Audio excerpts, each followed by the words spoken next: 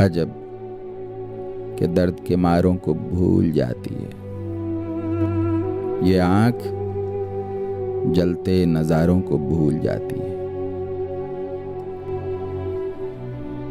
न जाने क्या है समुंदर के पांव रखते ही नदी भी अपने किनारों को भूल जाती है।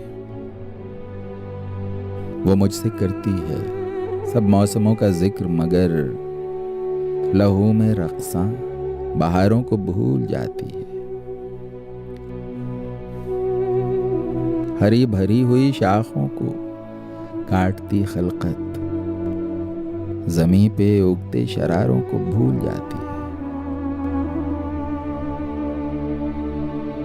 बड़े शिकार की धुन में है सरफिरी आंधी, तभी दिए की कतारों को भूल जाती है।